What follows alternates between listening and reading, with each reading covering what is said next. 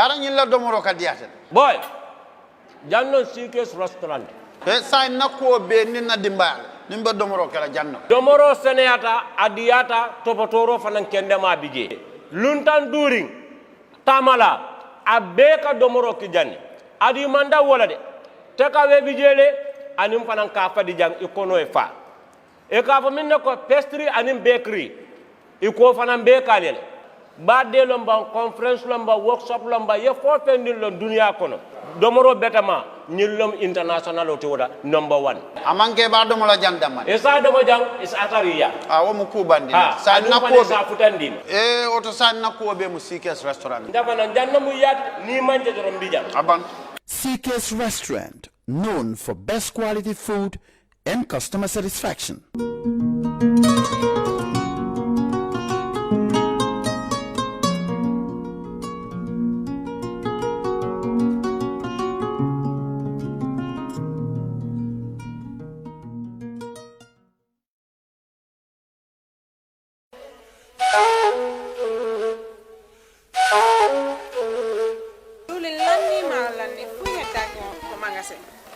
diwli lanni maaro lanni fop lanni awa joni mi anda honno gerde ten e ngal ɗo sabu e ngal ɗo Ibrahima jonnal taw joni mi anda se yahay kapitiki ñawloɗen ha humpodire e makko est ce que on noon e warude waɗen noon awa ane kore Ibrahima mo ko on to woni mo Amérique ko Amérique a woni kede humpitaki fiɓe musidɓe men balu o ɓe andanɗa kala ko wawɗa wonde e aduna o si a rewi e juuɗe maɓɓe a jonnay ɗo dépassement o Gambia har no weeɓi a yahata kadi taw ko mbuɗi ɗin no ƴawi walla no jippi ɓe haalantama ko kala ko falɗa ko sengo ñamete ili neppa. Okay, welcome to yet another edition of the Facebook Town Hall organized to allow National Assembly members, CSOs and experts to shed light on the elections bill to be tabled in Parliament in December 2020. The bill is validated by CSOs, political parties and the Ministry of Justice in September 2020. Today the Town Hall meeting is meant to allow Almamy Taal of the UDP, Suwareh Jabai of the GDC, and Dodou of the APRC the platform to discuss at length the bill and raise concerns and issues of public interest. Feel free to post your comments and questions on this page for the panelists to address. And you may also send your contributions to the telephone number on WhatsApp and text only to 5868404, 5868404. So we humbly request participants and panelists to refrain from using abusive or confrontational languages or post anything that is abusive or accusatory. Please be respectful to each other's opinion because there is no wrong opinion. But we start the introduction from my right. Thank you very much, Brother Omar, for having me on the program. It's always a pleasure and an honor to discuss issues that touch on our lives, and we're saying great things to those who follow the program and the viewers as well. It's definitely a pleasure to be here, and also great things to Honorable Almamy Taal, Honorable Suwareh Jabai. It's an honor to share a platform with them.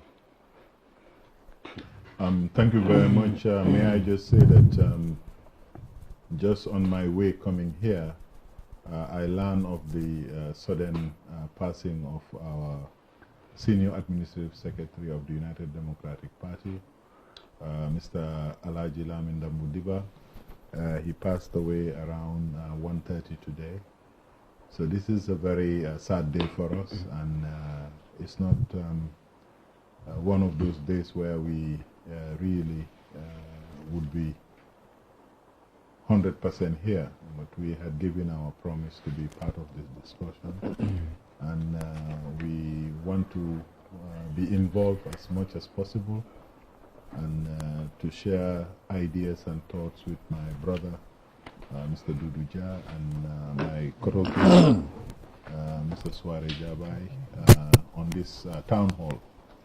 We hope that this kind of exercise will help the citizenry reflect on the important issues in life, because we are all going to die, but you know, when it hits very close home, you know, it really brings things into perspectives, and we want to wish our deepest condolences to the Diba family in Salekenya and all over the country, to his colleagues from Action 8, his colleagues in the government, to His Excellency the President of the Republic, Mr. Adama Barrow. We are reminded that we are one family, we are one people, and our political orientation should help bring us together so that we can make this country peaceful. I thought I would just say that as a way of introduction. Very good. Yeah. My name is Suwareh Jabai. Okay. I am with the GDC party in the electoral committee. Just like Mr. Jah says, this is an issue which concerns all of us, and to come here and address this is of course important. Now, we look at issues that are coming to be addressed here, and we will do our best to respond. Yeah. On behalf of GDC, I'm going to extend my condolences to the late admin secretary, and I'm sure my younger brother, Taal, will extend my condolences to them. I look forward to a very fruitful discussions with audience and ourselves as well. Thank you. Thank you very much, Mr. Suwareh. So further introduce my guest, to my extreme right is Dodou, who is the Deputy Spokesperson and Party Secretary of the APRC. To my left is Mr. Almamy Taal, a lawyer and the spokesperson of the United Democratic Party. Also, to my far left is Mr. Suwareh Jabai, the Director of Electoral Committee of the GDC. So I am your host, the moderator, Omar Ba, and we start our conversation. We start with you, Mr. Almamy Taal. I also register my condolences to the bereaved family and the party at large. And we start with the marbles. From the marbles to the ballot box. The IC's intention to change the voting system from the marbles, glasses to paper ballot voting has ignited a lot of public debate. And what is your individual party stance on this? Thank you very much. Let us be very clear. This is not the IEC's intention to change from the marble to ballot box. This is a national effort, because people forget that the IEC itself is a creature of law. It was established by Parliament to manage our electoral process. This position has enabled them to study other electoral processes and to look at the opportunities to modernize our election process. Because if you are doing something and it has not broken, there is no reason to change it. But since the change of dispensation in the Gambia in 2016, we have witnessed the coming of political parties, and currently we have, I think, in excess of 16, 17 political parties. The logistics of arranging elections based on the marble system clearly is going to be virtually impossible.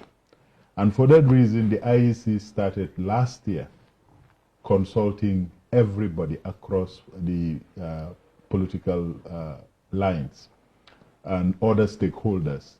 Myself, I have attended at least 3 meetings of the IEC and the Attorney General's office as part of this consultation.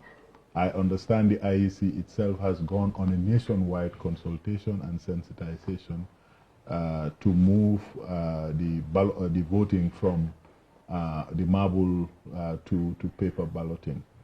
So this, for me, in a democracy, if you consult as widely as possible, Obviously, you will have some people who will be for it, and there would be some people who will not support change. It is in this light that I would like to discuss this issue. The most recent validation was the bill itself. This was done in September, and for us as a political party, whenever we talk about electoral reforms, constitutional reforms, it is for us a matter of life and death. I just announced here the passing of Almamy. But before this change of government in 2016, Solo Sandeng was in broad daylight killed by the Jabai administration. He was tortured to death when the party leaders of the United Democratic Party asked for his body peacefully, unarmed. They were arrested, they were prosecuted, they were thrown into jail. So for us, electoral reforms, constitutional reforms should have been the first thing that we do in the Gambia after 2016. So it is not a child's play for us. It is very serious because we have lost a lot because of our demand for a level playing field as far as the electoral process is concerned. And for these reasons, we felt that if we are going to modernize our election system, we definitely need to move with the time. Of course, there are going to be people who have objections, people who may disagree. But the consensus that we got from the last consultation is that the majority of the political parties and civil society organizations are in support of this. And most importantly, if we get the diaspora to vote, it would be a nightmare to have the same voting system like we have here, because they are dispersed all over the world. So in a nutshell, really, I think it's a modernization move, and I think the IEC need to be congratulated on that front for doing the necessary consultation as widely as possible, for giving us even samples as to how it is going to be. The issue of invalid votes could be addressed by Parliament, making sure that the ballot paper itself is so unmistakable that when you cast it, you will know it is for GDC, you will know if it is for APRC, you will know if it is for UDP, just by the side of the paper. So I think these are all things that we can agree on. Okay. So with Suwareh Jabai? Yeah, I agree with Mr. Taal. Initially, when we went for the validation at Paradise. Okay. But after the meeting, I went back and consulted my party. We put forward a lot of arguments as to the importance of the paper balloting. But then we realized that if we want to go for paper balloting, there will be a lot of Gambians who have the same right as people around here who would not understand the paper balloting. I remember at the last workshop, which he mentioned, the final validation of the bill. Yeah. Myself and APRC, we mentioned that paper balloting have its own problems, especially for the rural community. Because somebody who cannot understand how to read or write, you want that person to go and cast the ballot. And majority of the rural people cannot read and write, especially the elderly. Now that was our concern.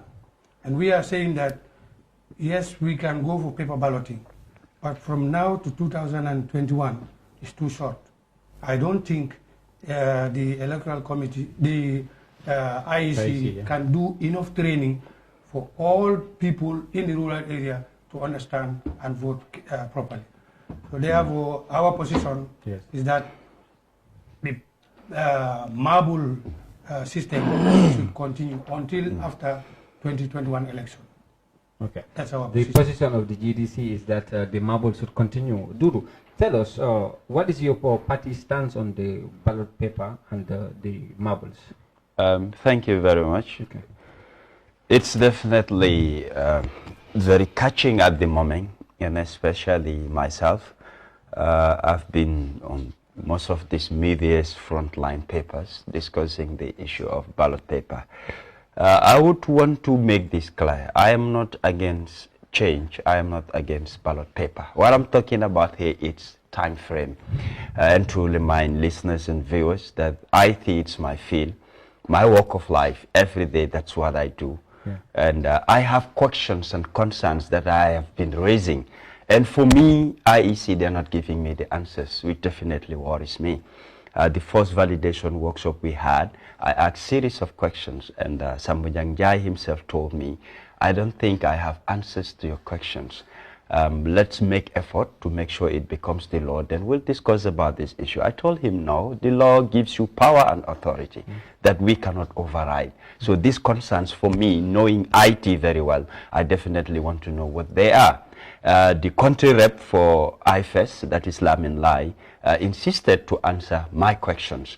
So I started being skeptical. If IEC cannot give me answers, somebody, you know, who is from IFES can give me answers. What is cooking here? These are doubts I have. Yeah. And during that validation workshop, Sambujang Jai said, if we're not going to accept ballot paper, he is going to resign. I said, whoa, what is cooking here? You resigning, that's no problem. Sambujang said that? Yes. Okay. People were at the validation workshop. Okay. They had what he said. The second validation workshop we had in September, the IEC chairman insisting that no ballot paper, no election. I said, come on. Is it authority you're trying to use, or you just want to, you know, consult people, we discuss and see the way forward?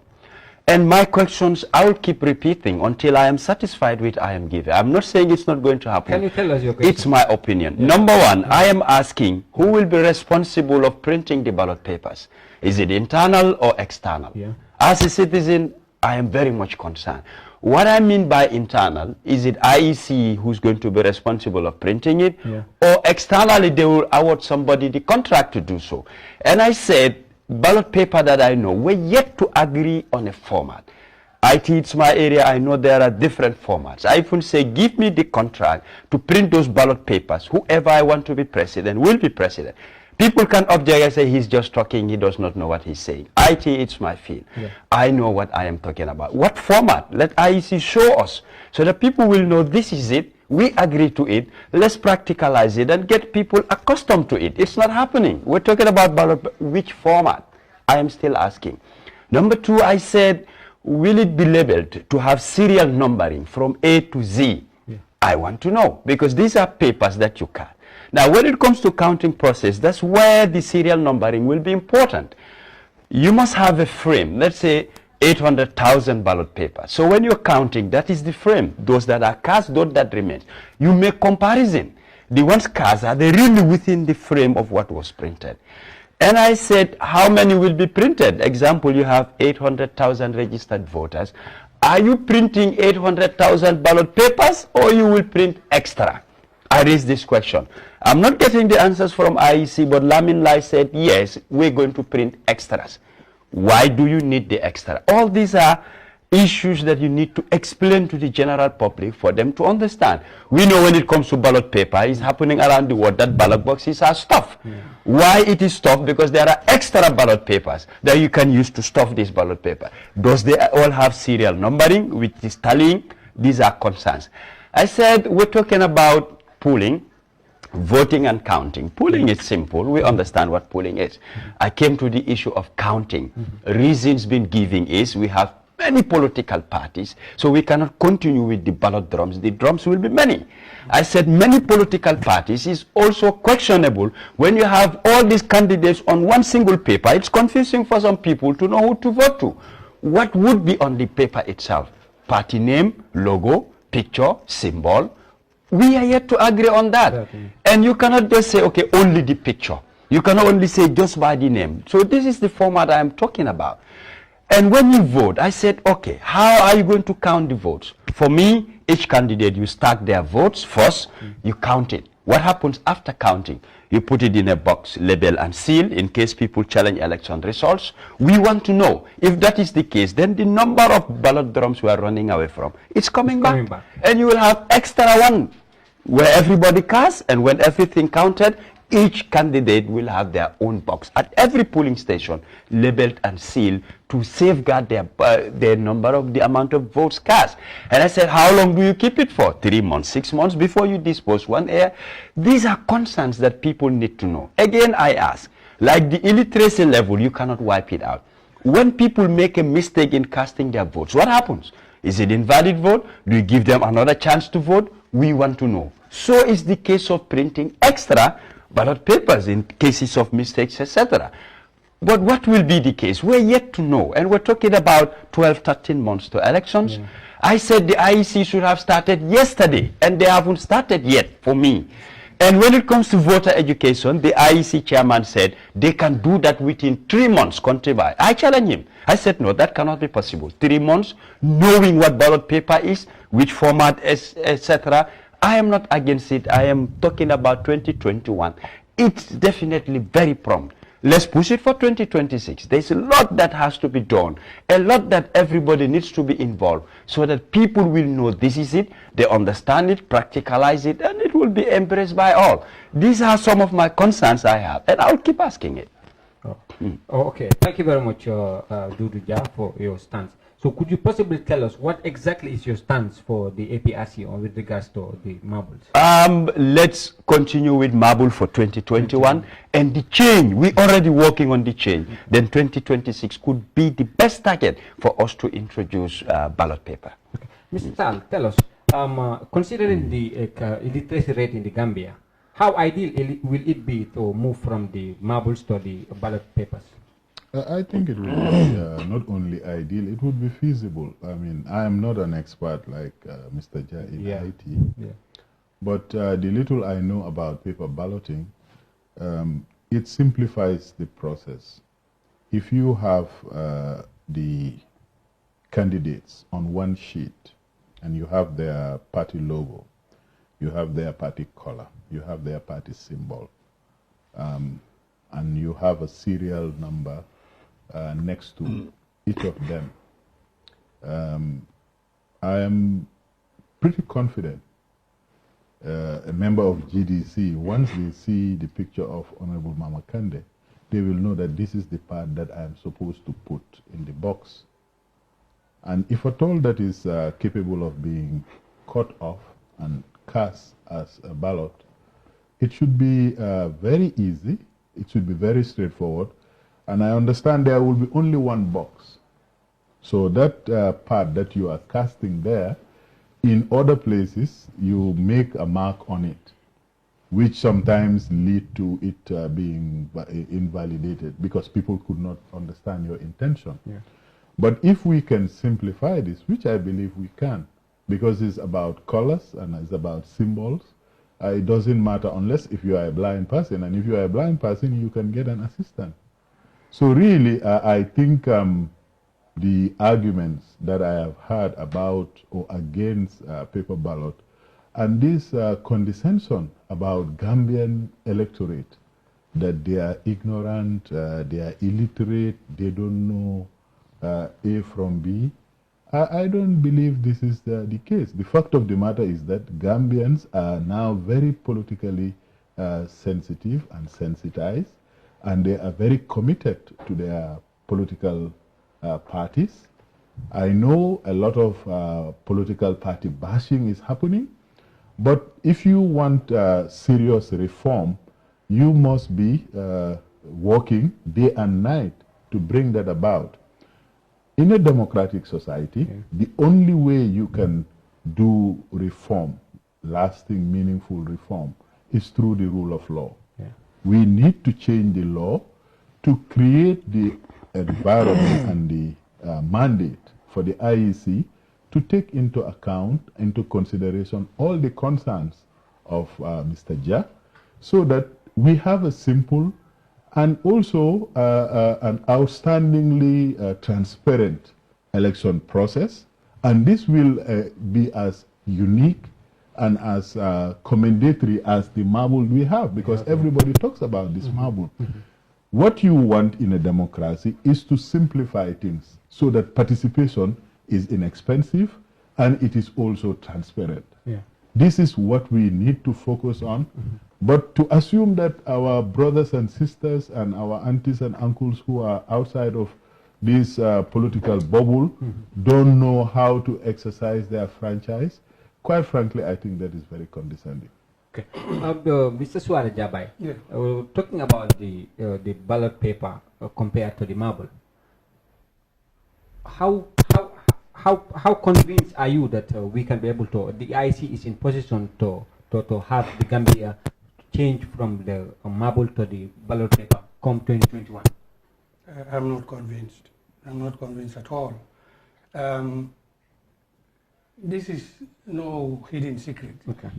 We all know that the rural people, even though their population, electoral population is very small compared to the urban area, but they are Gambians who have a say in the electoral system. Now, if we are changing any law, I'm not a legal person, but I'm sure that that law must give in time to be able to be scrutinized properly. Now, in as much as we all need electoral reforms, but 2021 is very near for any system to go back to the people and teach them how to do paper balloting. In the last validation, I mentioned that each party should have a color. Papers should be printed in different colors. But I think parties already have. Now, they have colors, but the paper that is going to be slot inside will be universal. It will be one color. Because Sambujang said, yes, if they want to print different colors, it will be very costly. That's what he said. Now, I cannot understand. Yes. But if you print different paper, different colors, then GDC party militants will know that this is a GDC color, and they can easily pick it and go and cast. But if it is uniform, they would not know whether this is GDC. And I'm sorry, my brother. Yes. My Kotoke. What Sambojang says, what Dodou says, what Almamy Taal says, is not the law. What we should endeavor to do is to make sure that that law reflects what is feasible and what is going to help the people. Because I really think that this is an opportunity for us to reflect. Whether we are making our institutions in the image of Almamy Taal or Dodou or Suwareh Jabai, we must make laws that are going to help us solve problems. Yeah, because the attitude, and I think I share this concern of Mr. Jah, that when we are talking about electoral reforms and constitutional reforms, it is not really up to me or some other lawyer. It is up to the people that are tasked with making laws for the country so that they can hear all the views and make the best laws for the country. For me, that is our starting point. And the more we focus on what Almamy Taal says or what Dodou says, it is interesting for a broadcast. But what we need to do is to entrust our parliamentarian with the responsibility of giving us a system that works for the majority of Gambians everywhere, not only in this place. For me, this is how you bring about transformation. Because if we are going to be stuck in this position that this is what the lawyer Almamy Taal said, or this is what UDP wants, or this is what Dodou wants, I think we are going to just be digging our own grave as far as the democracy of this country is concerned. What we need to do is to make sure that Parliament, when they finish with this law, it is something that is workable. People are saying it is going to be expensive. It doesn't make, it does. I don't believe that with this day and age of media, look at this box here. There are 2 colors here, 2 or 3 colors. It shouldn't be, I don't think it should be impossible to design a ballot system that reflects our particular circumstances so that there is no room for error. Of course, in every human institution, you will have error. But for me, this is where our focus should be. We should stop thinking that the chairman of the IEC is the one making this process. Or Mr. Samujang is the one making this process. It's our lawmakers in the National Assembly who are going to make the law to enable this level playing field to come about, to enable us to move away from all these analog processes that is very difficult to manage. It takes a lot of time to make sure that it gets to a conclusion. I mean, I really think with the greatest respect that if we commit to that, we have a good law, and the law empowers the citizens principally because they are the main stakeholders, so that any citizen, wherever you are, if you want to vote for APRC, you will not have any problem. Just, you know, cut off the paper that is representing you, and that paper by itself would be a valid vote. For me, that's how I look at it. Yeah, is that the format we're going to use? Well, that is up to us. Yes. No, this is what this is my point.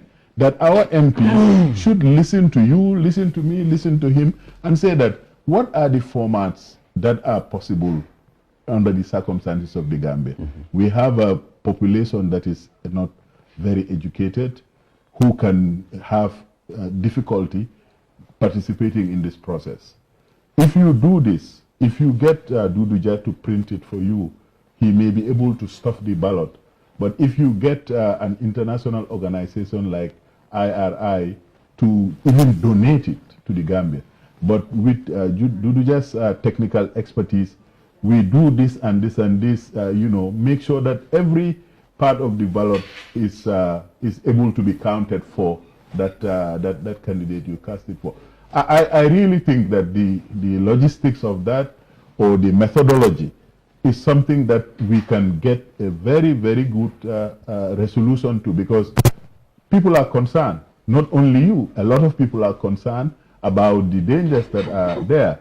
But those dangers must be looked on as opportunities to make sure that our democracy moves to a better space, so that we don't have that situation where even a small group of people are either illiterate or they are not able to come into the 21st century. I really think our political culture and our political leadership must try and make sure that there is no village that does not have the opportunity to weigh in on this. Even if at all there are 3 families there, every corner of the country must be able to participate in elections at their convenience without the fear that your vote will not count.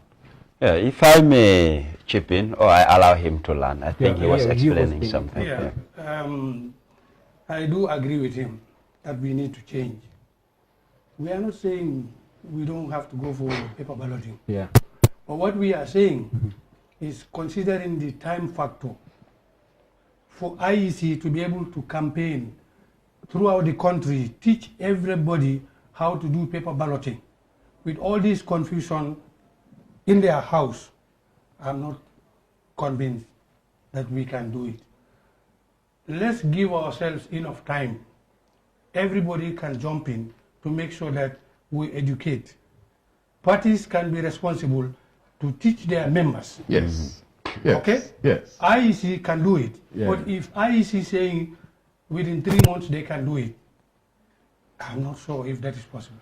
And Mr. Taal said, we mentioning names. That is true. We mention names because they were the people who said this. And they said it in a forum where he was there or his representative was there. So for me, I will come back to these marbles. The most convenient electoral system now against 2021 is marbles. There's no doubt about that. Yes. Thank you. I just want to come back to what Mr. Taal said. I quite agree with most of his points. This is why I am saying IEC should have started yesterday. Yeah. The format is very important. And when you come up with a format, you test the skills and level of the people. For example, they're finding it difficult to understand, there are a lot of errors. You go in for another format to acclimatize the people that this is the most simple one that we can use. I've watched a video from Deutsche Welle TV that the IEC chairman was trying to explain to them about the ballot paper, the format. I saw there, it's like one sheet with all the candidates on it. Did we agree to that? But he's trying to show the international community, here's a format. What happened during our validation workshops? We're not saying when you present a format, it will be accepted by all. But at least show us something that we go back to our people. We will help them in sensitizing. But they are yet to give us anything. It's just verbal. And the questions and concerns we're having. My brother. Let me. Dodou, isn't that a question of sensitization that all of you are disagreeing on? Yes. Now, if I want to sensitize my people, what am I going to show them? What have we agreed on? This is the point I am pinning. Okay. Which format are we using? I just go and tell them we're going to use ballot paper. Which one? Which format? That's the question I'm asking. Okay, let's say this is the format. You just don't show people and talk and you walk away. You allow examples. For instance, the one I saw with the IC chairman, those are the types that you tick your candidate of choice and you go and put it in the ballot paper, which is transparent. I agree. I even challenged Joseph Colley when we were at the brunch. I said, is it going to take away the issue of secret ballot? He says, no, it will still be secret ballot. You go to a room, tick a candidate of your choice, you go and put it in the box. Nobody knows. Will that be the format? It's a question mark. Which room are you going to? We know our polling booths, how they are designed. There's no specific room you can go to, tick candidate of your choice. You come to another room and you cast your ballot. And this is why I'm saying, what are we agreeing on? And there is no time. We're talking about next year. When general voter registration is coming, that alone needs sensitization. That alone needs IEC to go around the country and the political parties to help. Are we going to combine both? Is it feasible? These questions and concerns I said, IEC are not giving us answers. IEC cannot give answers now because they are stuck with the current system we have. This format, I'm saying, even the chairman or Mr. Sambu Janjai or the inter-party committee where we all have our representative, they cannot say until the National Assembly explains in its law what the format is going to be. It could be a booklet that is covered with plain paper, but you have different, every booklet has the number of parties that are there, their numbers of symbols, their colors, so that when you go into that secret chamber, you cut out your party's ballot paper, either put it in an envelope, a plain envelope, and come and cast it. About forms and formats, these are all things when you are ready with the law, you describe the dimension, you describe what is on it, so that a trail is created. My point is this, before the IEC could do anything, before we could ask anybody about formats and style and all of those things, we must have a new law in place. And that new law can only be made by the National Assembly. So this is where, this is an opportunity for all of us with our representatives in the National Assembly to explain to them all these concerns and make it absolutely clear that first, we want our election to be as simple and as credible as possible. And if you go with this format, this is the danger we have. If you go with that format, that is also the problem. This format has a lot of advantages, but these are the constraints. So that in their discussions, they will come up with a solution that is effective, that is also simple, that is something that can help us move forward. Yes, I mean, the time is very short. In fact, you will remember when we were at the validation, they told us that there would be a special emergency session in Parliament just to consider the bill. We have not received the validated bill. I haven't received it. Neither do we. Yeah, so we have not received it. Yeah, Okay. so these are all concerns that we can legitimately raise, and say that if you are doing a consultation before going to Parliament, let it be complete. Exactly. So that all our concerns would be heard. Parliament is the ultimate scrutinizer, is the ultimate authority that will give it the stamp that this is the law of the land. In that process, again, we have an opportunity to input so that the majority of the parliamentarians, I have no doubt that there would be a lot of parliamentarians who will not want to support this change. Yeah, that's where I wanted to even chip in, taking into account our parliament is partisan, politically partisan. You cannot throw that out. Yeah. Some of them don't even want to look at some of these nitty-gritties you're talking about. Yeah. There are others, even some parliamentarians who have already decided that if it comes, I'm going to throw it out, without even knowing what is inside. You're right, because it even happened with the draft constitution. Exactly. When, so your parliamentarians took their position before even the draft, the bill was presented to Parliament. So the GDC, now knowing that the bill is almost going to Parliament, and we know the IEC is responsible for the homework, the pre-homework that is prior to going to Parliament. So what do you think should be your bargaining point with your parliamentarians? Our position is clear. Okay. We will tell our parliamentarians that the transition from marble to paper should be targeting 2026 and not 2021. That's what we are going to tell them. Okay, you, Almamy? No, we are suggesting that our parliamentarians do their parliamentary oversight and scrutinize the legislation that is presented to them and look for an alliance to move this forward. Because I think what Mr. Jah said is true. We have a parliamentary system where there are very sharp partisan lines. And there are some people in Parliament who were members of the UDP and they have been expelled from the party. And they have continued to be a significant factor in the work of the Parliament. Of course, what UDP has been saying to all of them is that the honorable thing is to resign your constituency and then go to elections, by elections and see what your fortunes are. But you have that block there. They are not officially or formally affiliated with any party. But one would argue the reason they were dismissed from the UDP was because of their allegiance to the incumbent government. Well, I mean, I think everybody in Parliament owes their allegiance to the incumbent government. I mean, that kind of talk, I don't give it any credence. My point is that if they openly side with any party, the law of the land is that they have cross-carpeted. They cannot be identified with APRC or GDC. If they do that, evidently there would be a by-election. But coming back to our point, our position is that we need to modernize this country. We need to move in the direction that will encourage Gambians to participate in the political processes. And it is within our power to create a system that works. Exactly. You know, a lot of people forget this.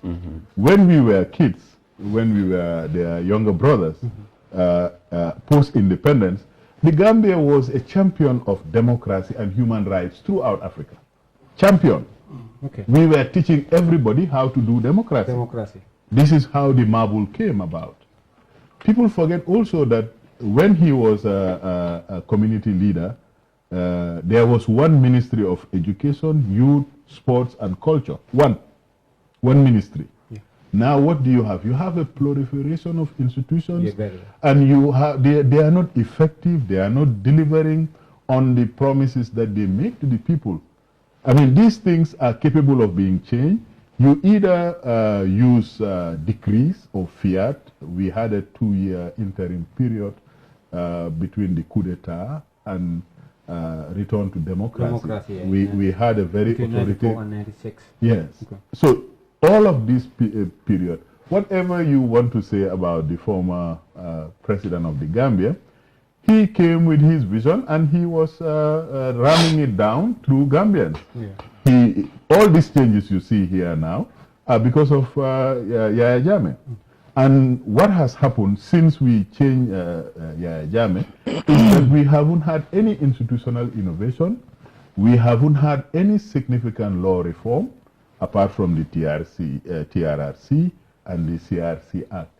You can count the number of legislation that is trying to move this country into the 21st century. So electoral reforms, like I said at the beginning of this conversation, and constitutional reform, for us, we have lost lives and a huge amount of time. I mean, the late Lamin Diba was imprisoned alongside the party leader. And for me, these are not things that we want to be talking on platforms about, but they are too serious for us to think that, there are people who will not understand how to do this. Let's help them understand how to vote by paper ballot. Let me interrupt you there. I'll give you a follow-up to what you just mentioned, because knowing that your party have struggled so much to see that the Gambia goes through an electoral reform, and Solo Sanden, the late Solo Sanden, passed away. He was being tortured and killed because he was advocating for the electoral reforms. And also all the casualties you mentioned, your executive was entirely imprisoned. So one would have expected when the new dispensation came, the UDP would have been championing the cause of changing the electoral laws of the Gambia. We only saw that the upper age limit was being changed by the UDP government by then. So what happened? There has never been a UDP government. There was a coalition government. Okay. After the change. Many would argue that it was a UDP-dominated government, with all the executive being dominated by the UDP. Many would even tell you that President Barrow said he's UDP. I mean, you know, I'm not here today to talk about what UDP could have done. We are at a point. This is the 4th year of the change, and quite frankly, there has not been any serious attention given to institutional transformation. The question is, Mr. Taal, the UDP had a successful at least 3 years in government, and you dominated parliament and the executive. What has the UDP done towards the election reform? Again, we have a presidential executive kind of government, where the president appoints the executive, nominates people into parliament. This was a coalition government, and I don't hear people asking PDOIS, why didn't you go and be part of the government? So, you know, let us be absolutely clear. We had a transition. We had a lot of conditions in that transition agreement, that there was going to be a 3-year period for the presidency. You know, nobody talk about it, especially the journalists. The flag bearer was to resign from his party. Which he did. Yes. And so many other things. And we were coming from deep international isolation. The first 12, 24 months of the coalition government was spent putting out fires, stabilizing the economy. We had the report from the Janet Commission about the state of our institutions whilst the last days of President Jammeh were going. So there were so many things happening, reforming the civil service, security sector reforms. All of these are things still pending. The question everybody should be asking, 4 years on, what has happened to our transitional government? What has happened to the coalition government? And nobody is asking it. I mean, we are today discussing about electoral reforms. We talk about it because we believe that without the sacrifices, ultimately in 2016, and the coming together of a coalition of all the parties except for the GDC against the APRC, I mean, this change may not have even happened. Not only that, after the election victory was announced, there are people now running around President Barrow, they put this country in danger. In broad daylight, everybody has seen it. But those people are now touted as very good politicians. And the damage, the harm that they have caused this country, it seems all they want is for people to forget that these things happen. So today is not a day for us to mince words. This is too important as a political project for us not to understand each other. My brothers sitting here, I believe honestly, both for Mr. Ja and for Mr. Jabai, that these are people who are committed to changing this country. Of course. Yeah, all parties. And they have shown it through their engagement, and they have every right, they have every expectation that their concerns would be listened to. Of course, in a democracy, when you disagree, what happens is that the majority will have to carry the day. Okay, thank you. Dodou, let me come to you. Mr. Taal is talking about rather too late to be bringing this election reform right now. So, considering there was enough time to do it, can we conclude that we didn't give it the necessary priority it required? Yes, I would quite agree to that. For me, we're counting 4 years. A lot could have been done within a year. 4 years is too much, time span. I believe a lot is wasted. Issues that were very imminent and crucial were not prioritized. I still could not understand, like most of these reforms we're talking about should take that long. Taking into effect security sector reform is just, we're hearing. What is happening? We're all kept in the dark. We're not seeing the effects and the results of it. Why are they dragging it that long? Looking at the issue of the Janneh Commission, I believe it could have been done more professionally. You see people challenging it at the appeal court and cases have been thrown out. It's a matter of concern because reforms should bring about meaningful change that should reflect in the lives of people.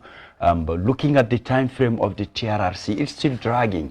When is it going to conclude? Sometimes I believe most of these issues like financial benefits, are playing a part partially.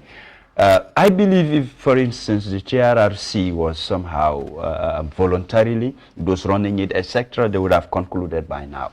But the more time it takes, more money in your pocket, these issues should be looked at.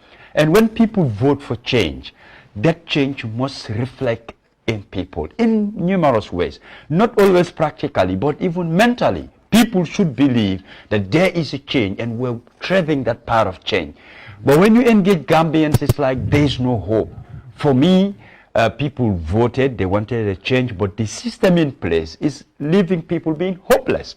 What we see is the government of the day trying to cement the government, extending terms, and trying to use flimsy excuses of the past. This is what happened, etc.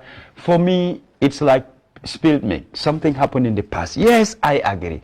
But what have we contributed to bring a meaningful change? I'm not seeing the change. So you cannot keep crying in the past. When you engage some of these government officials, they tell you that we inherited corruption, and yet still corruption passes. That is failure, which means you cannot make or bring about any meaningful change. Stop crying about what happened. Gambians wanted change. Where is the change? This is my challenge all the time. That's why I don't like going back in time. If I do, I want to learn from the mistakes and some of the achievements where you strengthen yourselves and what you need to avoid.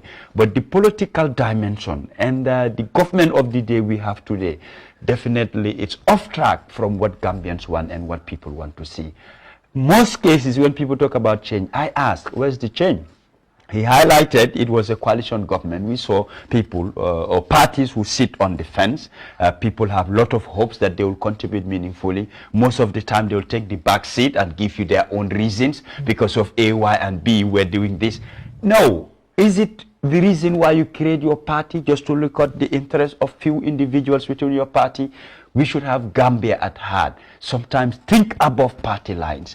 Don't just restrict yourself to what your party has agreed, but what would benefit Gambian. A lot of them are silent. They fought for that change. It's not happening, and they're keeping quiet. They're not putting any pressure on government. They're just laying down low. For me, that's not fair to Gambians.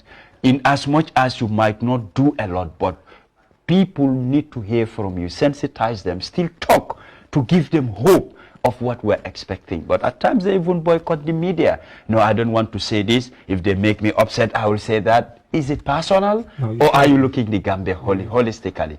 For me, that I believe we also need attitudinal change, you know, to inculcate people's life positively. Before your attitudinal change, the APRC enjoyed 22 years of the presidency running the affairs of the Gambia. And knowing that the opposition then was not that much free, to the extent that some of the opposition members were being arrested for simply advocating for an electoral reform. So don't you think that the electoral reforms could have been even amended during your time? Yes, it was possible for a lot of amendments to even have taken place during the APRC government. Now, when you talk about certain political parties, the late Solo Sandeng, may God have mercy on his soul, he took it up to himself with few other people. Where were the intellectuals? Where were the freedom fighters? Where were the activists? Why should they only leave it to the detriment of few people? I still question that. Now it's rather unfortunate lives have been lost. That struggle that led to loss of lives, where is it today? We still did not achieve our reforms. They'll tell you, okay, the process is going on. I am asking till when? Knowing that the lifespan of any government is 5 years. You go into election, you win again, then it continues. We're talking about 4 years. Always saying is the system is on, the system is on. For me, that is not an excuse to Gambians. And those who were there from day one, they should not stop talking. And they should engage government. He has said it here in some of his points that the journalists, you know, themselves, they're not engaging, they're not, you know, getting involved in raising some of this concern. And I quite agree with him. During the days of APRC, like our interim party leader says, even when we blink, they write it on the papers. Today, a lot is happening. It's like most of them are not that much concerned. It's like everybody has a common agenda. What was here, we must get rid of it. And after getting rid of it, people collectively as Gambians, we're not coming together to build a better country. But in most cases, everybody's grabbing onto their party lines. You know, sometimes the idea is brilliant. This bill is beautiful. Who does it favor? The incumbent? Okay, me, APRC, I am opposition. I am going to say no. I believe this mentality should change. That's the attitudinal change I'm talking about. Standing up during your time in office, the APRC was a question of courage. And sometimes, some instances, we sacrificing your liberty to go into mile 2. Let me come to you, Mr. Suwareh Jabai. So let's talk about 4 years into this government, and the electoral reform is just coming now. Can you tell us, do you believe the current government is serious about reforming our electoral laws? No. I said no because what they were serious with was the age limit. The moment they started their cabinet, that's the first thing they took to the National Assembly. And after that, everything else was given less priority. No, the first thing they took to the National Assembly. No, I'm correcting him. Was for if your party expels you, you don't lose your seat. You don't lose your seat. That was the for the parliament. That was the first thing that they took there. Okay. And it was taken by the minority leader. And he was supported by all the political parties. Yeah, because everyone was affected.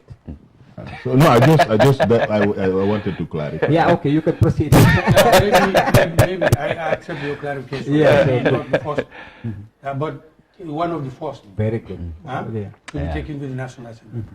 What I would have preferred was they would put down all the reforms that they wanted. There are some which, of course, have a priority, and they give that reform priority. Exactly. Like the security reform, the electoral reform. These two are fundamental. Very fundamental. Now, you reform the security and the electoral system is flawed, you still have a problem. You change one and the other one is flawed, you still have a problem. So these are the two fundamental systems that need to change. But the government of the day did not give it a priority. And this much, I cannot understand why. The age limit came and went fast because they wanted somebody to become the vice president. Vice president. Oh, okay. You see, so she became vice president, and once she became vice president, the rest went under the carpet. That's what I cannot understand. If you ask me whether it's the only priority, I would say no, it's not the only priority. But for them, they have disregarded all the changes. The security reform, they say we are on it, we are on it. You touch it, somebody will come and say, we have done this, we have done this. But the ordinary Gambian could not see what you have done. Even after you say, they will look back and say, we have not seen what he's saying. So I think they need to give these reforms a thorough consideration. Yes. Okay, thank you very much. Now we proceed to our next topic, that's the campaign finance. So several countries, there are several countries laws that has laws that restricts the amount of money that candidates or political parties may use during elections campaigns. These laws also restricts source of funding for political parties and candidates. Should the Gambia introduce similar laws? If yes, why? If no, yes, you can also give your person. Starting with the GDC now. We talked about campaign financing, but I am not sure whether the amount of money that political parties should put into campaign was mentioned. I'm not sure of that. But what I was sure was that whatever campaign money that comes to the party and spent should be audited, and the audit should be given to the National Assembly and put on the line on their website, which we said no. And we had our reasons. You say I should be audited. If you are giving me money, yes, you can audit me whether I spend the money the way you want it. But if I am hustling for my own money, I don't think I should be harassed. How much have you been giving? How much have you spent on this? But if parties agree to be audited and the audit be given to the IEC, then IEC should not put it on the page. That's what I know. And that's what we agreed. We argued that it's not fair for IEC to put it on their website for every dictum and hurry, whether you need it or not, you can access it. But if they keep the audit and I come to ask for GDC account, I give reasons why I need the account, and they are convinced that yes, there are good reasons, then they can give it to the person. That one is not a problem. But to put it on their website, I don't think it's possible. I don't think it's fair to parties, especially GDC. Okay. So, Dodou, about the campaign financing, do you support it if to make it a law in the Gambia that parties should declare their source of funding, and also there should be a limitation as to how much a party or a candidate could spend in campaigns? Yeah, of course, I support it, but not just, peg a bracket and make it a law. It should be explanatory, and all options must be put on the table. Like some countries that accept it, government or parliament makes it a law that government allocates certain funds to those political parties. You don't only put restrictions, but support should be inclusive. And I believe it should definitely be welcome. But for example, I will quote what I did not agree in the draft constitution, saying, all political parties must submit their financial statements to the IEC. I quite agree. But the other part of it, failure to do so, the party will be banned. I said, no, I can't accept on that one. How much are you giving them? Are you subsidizing? Government, IEC, no. So why should you ban them for something that they struggle for? I don't accept the second part, but I agree we must submit our financial records to the IEC.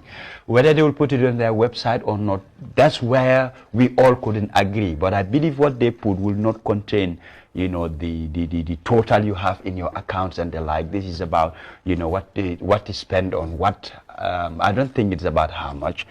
I quite agree to that. And taking lately, especially incumbency, they abusing it. It happened in the past and it is still happening. We should be quite honest. What just concluded in the Nyamina and Kerjarga elections. Before we get to that, yes. Mr. Almamy, we all know, before you come to the question, we all know political parties are all governments in waiting. And it is also equally important and a dictate of democracy that we should test political parties to see how transparent they are. And also, we don't want to fall victim where we have drug dealers funding political parties or other culprits. So, what do you have to say to this? No, like I said at the beginning of this conversation, we must have laws that are empowering the people. Yeah. Laws that can also promote accountability and transparency. Yeah. Is important in a country because as soon as you allow corruption to get into the system, it's like a virus. Very well. It destroys the community very quickly. For campaign financing, I would like to make it very clear. In up-and-coming democracies, public finance is allocated to political parties based on a very clear formula. Because let us also face it, public finance is not the president's money, it's not the minister's money, it's the Gambians people, taxpayers' money. What taxpayers which taxpayer is there who does not belong to a party? I would like to see them. They exist. Once you have public finance being committed to any effort or to any organization, is always a requirement of law that they have audited financial statements. Even your private company, Fatou.com or whatever it is required, as long as it is registered under the Companies Act, to have audited financial statements. Yeah, that's very true. And these are to be filed with the registrar of companies. If you want to find out whether Kerr Fatou is viable financially, is being properly managed, you can go there at the payment of a fee, examine those documents because they are public documents. So really, I think at two levels. One, we should be advocating for public finance to these political institutions, political parties.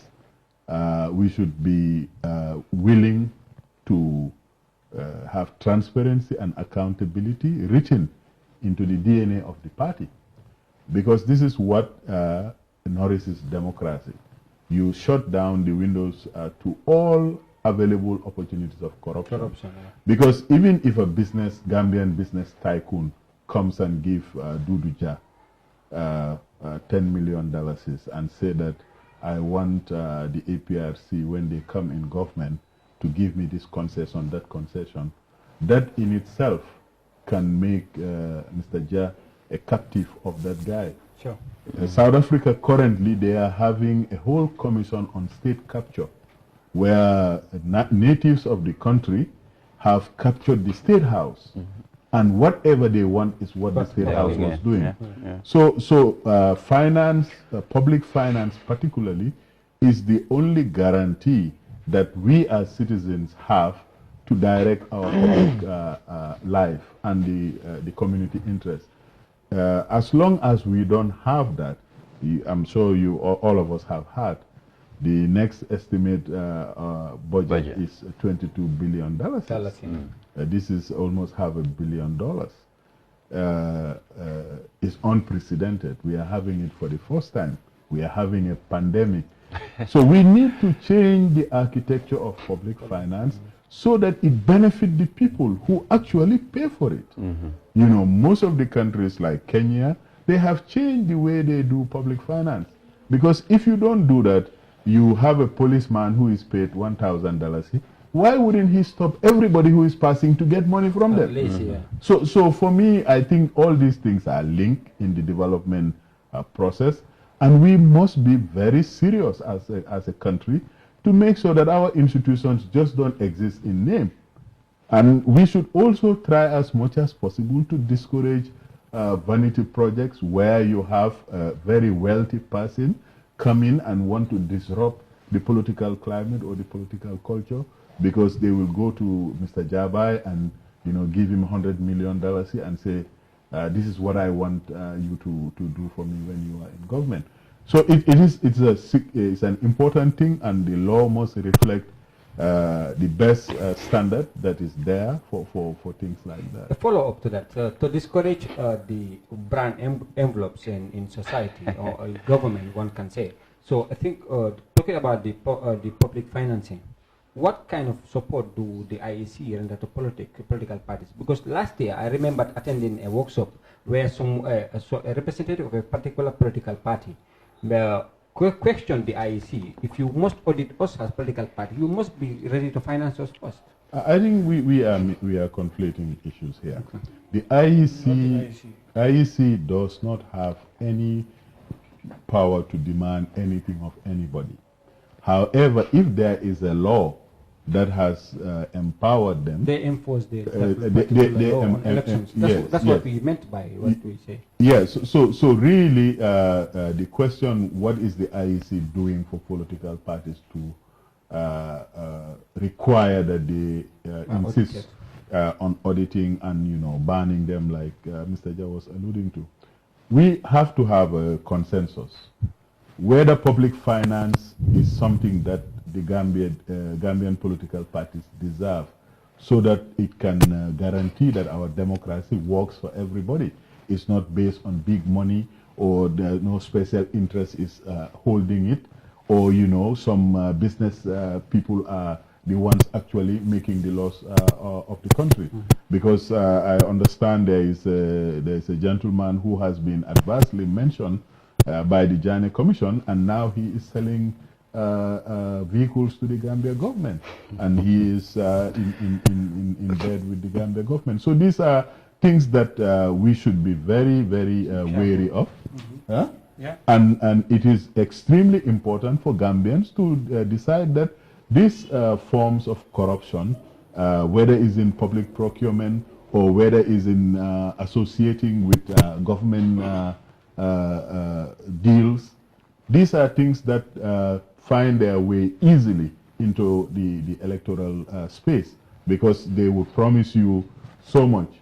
I will give you 10 pickup vans if you give me this concession. Sure. But the ordinary Gambian is subject to all kinds of challenges, and before you know it, your political space has been captured by some special interest groups.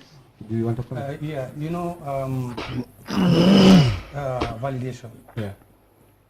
Even vehicles that parties can buy on a duty-free was limited to 7. In fact, it was after a bitter struggle that they say, yes, we can allow parties to buy 7 vehicles on duty-free. Now, what goes into campaign is not small money. For some political parties, because they are big, they need to cover a lot of areas in the country. They need to have money to be able to do their campaign properly. Now, like he says, public finance. I pay money to government. The government people also, they pay money to government. And they take my money and use it the way they like, leaving me like that. For me, I say it's not correct. Now, before you tell me how much did you spend, give me something and say, this we are giving you based on this and that. Then you can audit me if I have spent the money on those lines. But you are not giving me anything like Mr. Taal said, public financing. It's not for them alone. It's for all of us. What kind of returns do we have as individuals to benefit from what we pay? Some area councils are complaining that they say 60% of what they pay should go back to the people in terms of development, in terms of medication and the like. But they are not seeing it. Where is the money going to? Now, this is what we are trying to find out. If you say you want to stop corruption, you should stop, it should begin from yourself. Audit yourself. Think about what you are doing. You know, people joke about governments, and I am saying it shouldn't be joked with, because the last government took Jawara government to commissions. Commission, yeah. This government took APRC to government. Not APRC. And I'm telling you, Jammeh to government. And I'm telling you that this coming new government will take Adama Barrow to commission. And Adama should begin now to regulate and correct himself. Because there are a lot of things happening which should not have happened. You ask ordinary Gambians, is the government fair with the people? They will tell you no. Majority are saying that the government is not providing what they are supposed to provide. People ask, what has this government done for the country during the last 4 years? I cannot see a single school. I cannot see a single hospital. I cannot see a single public thing that people can depend on and say, this is what the government have provided. We talk about medicine. You go to hospitals. Most of the hospitals will give you paper to go and buy medicine. Now, if I am sick, for example, I go to the hospital to tell me what is wrong with you and prescribe medicine for me, I go and buy, because I know they will not give it to me. I'll give you an example. Okay. That was the day I went to the hospital. I was prescribed medicine. I went to the pharmacist. She said, it's not available. On my way going out, I met somebody. He asked me, what's wrong? I said, I was sick, but it's not available. He took the paper from me, went to the pharmacy, and brought out the medicine. Wow. You see? That's happening today, right? It's happening. Just pray that you are not sick. If you are sick, it will happen. Amen. Okay. Okay, Dodou, before we proceed, talking about campaign financing, how do you think the campaign finance could affect the outcome of elections? In several ways, because if it's not regulated, it more favors the incumbency. Not necessarily that money is coming from the incumbency's pocket, but like Mr. Taal highlighted, people who would finance on the ground and expect kickbacks. It is definitely hampering our democracy, and I would say broiling corruption to a higher level, which is not very healthy for any country or for any democracy. That's why I am looking into the recently concluded by-elections. Informations we're receiving, evidences that we're seeing.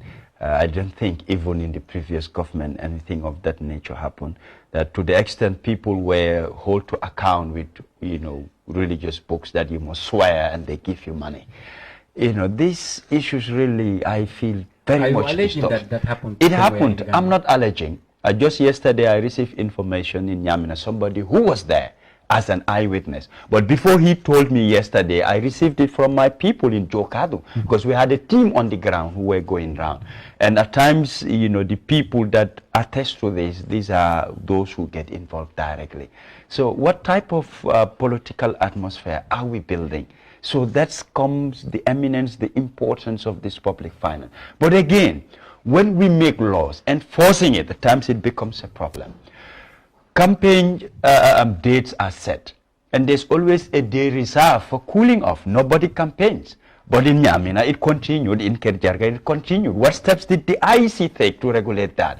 For instance, even to the extent of disqualifying a candidate, it will restrict people from doing so. But when you make laws and you don't enforce those laws, the laws become meaningless. Yeah, it's like it's just there, theoretically, but practically people can go about and do whatever they like. There again, we need to take the IEC to task, have people, that will be going around supervising, that will be very vigilant when they see certain of these abnormalities happening. You take immediate action. I have seen videos where pickups of the NPP are being chased and stones being thrown at them, which means that is illegal. Whatever activity they were doing late that night is not part of our electoral law system. What steps and measures will the IEC take to the extent you get rid of a candidate? You lose everything. When we respect our laws, then we'll have better societies. I am of the belief that laws are meant to be respected, good or bad. If we don't like the bad laws, let's change them. But the law is the law, and it should apply to everybody, but not special treatment or preferences. It is definitely affecting us. Yeah, the laws are there. When they are not implemented, we can also equally test them as a political party. If you believe your rights have been infringed, you have the instruments to redress. You want to comment? Yes, let me add to what Mr. Jah said. Okay. I was in Nyamina for 10 days. 10 days, okay. I know to some extent what happened. Tell us what happened. You see, what we say when we say buying voters card happened there. I did not witness anybody selling their card. But from statistics, voter statistics, I know there were vote buying. And again, in our last rally in a village called Papa, a lady came and said she must speak to the people. They gave her a chance to speak. And she narrated what happened when the NPP found her waiting for transport. They told her, come, let's discuss. They told her, we can buy your card for a reasonable price. In fact, if you want now, we'll take you to Dodou. Do Sanu. Oh, okay. Dodou, sorry. Not Dodou Jabai. We can take you to Do Sanu. Do Sanu, okay. And the lady said no. And they offered her $50,000. What? For a single vote? For a single vote. Wow. Come on. Can you imagine? She said no, but some people may not say no. It will be difficult, 50,000. And those cars that you see were NPP. Where did NPP got all this money? And the vehicles given to the National Assembly members immediately after the elections, where did he get this money? But the GDC was in Parliament, and you accepted those. Let me comment. You accepted the pickups. So, Yes. and it was never in record where the GDC parliamentarians questioned the anonymous done. That is correct. Why now? I am questioning, not the GDC. That's what I am saying. Why now? Why is GDC questioning that It's now? a free country. You can always question things when you want to question. Yeah, but Anytime you want. that also will raise the question of credibility. If you did not question when you were receiving, and then you believe something is against you, and you decide to question it See, now. when you see things, you give it a time until you understand. Or 4 years, right? There was enough You time. give it a time until you understand. Now, this was understood long time ago, and it was mentioned. Okay. When we have a forum where to mention it, we will say it. This all boils down to corruption. Yeah. But you know, he has not answered the question that you've asked. So for me, this is what I don't understand from our journalists. Yes. You will ask a question, they will ask you another question. Yeah, because in fact, the purpose is for you to set light on issues that we ask. No, he asked a question about vehicles. Yeah. And somebody came to a meeting and said that she was offered $50,000. And this is not the first time I'm hearing this. Very respected civil society operators have approached me that we should send a petition alongside the GDC and other political parties to the IEC that vote buying was going on, voter intimidation was going on, and everybody saw unmistakably the vehicles that were moving around in Nyamina West particularly. Yeah, late at night. Yeah, so for me, I expected our very astute journalists to come out and either corroborate or debunk such stories. Is clear before everyone what is going on. So the question is, are we going to get answers from the people perpetrating this kind of electoral fraud and electoral malpractices? And again, the IEC to take firm stands in implementing this. Yeah, but that was why I said to you, we have the policies there. So we need to test them. It's not about a political party coming on media and say it. It shouldn't stop there.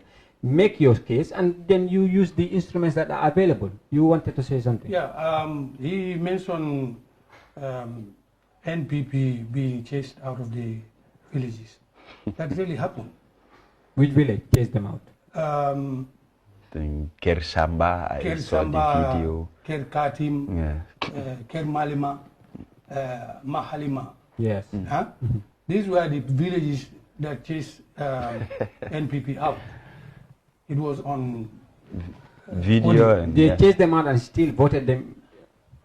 Can you imagine?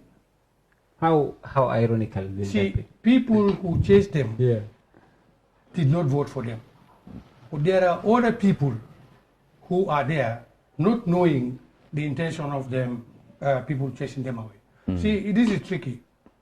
Absolutely, because with your statement saying that Sekuba, one of our militants, his motorbike was borrowed by her son, our CRR North chairman, to go and monitor. And when they saw NPP vehicle going into a village, they followed it. To a point, NPP realized that we are being followed. They stopped and confronted this man, wanted to beat him. He ran away. Now, NPP people took that vehicle to police station. The motorbike. They found the vehicle, they found the motorbike outside. Okay. Then the following day, our party chairman went there and it was trashed out. Now, I'm telling you one thing. When you say campaign financing, there should be a limit to it. Limit in the sense that what the NPP government did in the last election was just way over acceptable limits. It's way over acceptable limits. If you don't have a proof, yes, you can say, I don't have a proof. But one person, two people came to you and say, this is what they said. Of course you will believe it. But it's actually difficult to believe, comparing the one single vote to 50,000. So if you calculate even that with against 1,000 voters, so one would conclude that there are more questions than answers. I'll tell you. Let me interrupt there. We will come back to we have another time, like 10-15 minutes for the by-elections that happened in Kerr and Nyamina. So Mr. Taal, campaign financing, and also considering that there is an allegation that there has been millions that were spent in Nyamina by the NPP, and knowing that the shortage of drugs in our health facilities and other poor road networks and other facilities that the Gambian people would have seen the government prioritize. What is your party's take on that? Like I said earlier, we believe that public finance could play a role. We believe that accountability and transparency can make sure that you have a level playing field. Importantly, the state has a broadcaster, for example, and other assets around the country. This should be available to all political parties, and this should be mediated, and there should be, if you like, a watchdog to make sure that government assets are not deployed or used for party political activities. For us, we believe that political parties, if they have serious, devoted members, they should be able to raise some of their financing. But if you do not elevate the politics to a higher level, based on performance, based on a vision that not only unites the country, but empowers the people to build themselves up. What we are talking about is that we want Gambia to be a capable state. We want the government to be adding value to all our processes as citizens, as political organizations, as private sector operators, so that the circle would be complete. Everybody is contributing according to their level. Of course, we don't have that kind of politics. You have completely unsuitable people in charge of political machineries, and all that they know is to throw money around and to try and intimidate people and to try and divide this country on ethnic lines, on tribal sentiments. These are all things that I believe the IEC or an independent watchdog should be involved in, especially from the civil society, to understand that these are not mere allegations, but they are things that have been going on for far too long, and it is poisoning the political culture of this country. And it is extremely important going forward. We have a politics that is for purpose. We have people engaged in politics to serve their constituent, because whether it's in Kerjarga or is in Nyamina West, you have a lot of challenges: clean drinking water, electricity, hospitals. These are the most urgent, most important things. But we have this politics of Mumbai and saying nothing most of the time. I mean, I just don't understand that. I mean, in this day and age, when the whole world is, under the cloud of a pandemic, there are no strategies. How do you transition away from this coronavirus crisis? Your health system, your health insurance, all your institutions are in such a disgrace. They are in complete shambles. And all you hear is that, oh, this guy has been given a new pickup. And, it is, published as if it's the normal way of doing things. Bad behavior is to be rewarded, and mismanagement of public finance is to be rewarded. Okay. Dodou, let me come to you. Dodou, how do you feel right now? You are the spokesperson for the APRC, the then ruling government. You've been criticized for having a politics of intimidation, and you've been criticized for using state resources, that's government resources, for during campaigns, and also politics of handouts. How do you feel seeing the same thing happening in the current government? Thank you. I always advocate that what was wrong yesterday cannot be right today. Especially if people experience it. I ask the question, why is it still happening? When you draw a line somewhere that this we should eradicate, we should get rid of, and still happening, you become worse than the government or the person who did it. We should learn from our mistakes. We should wish this country well.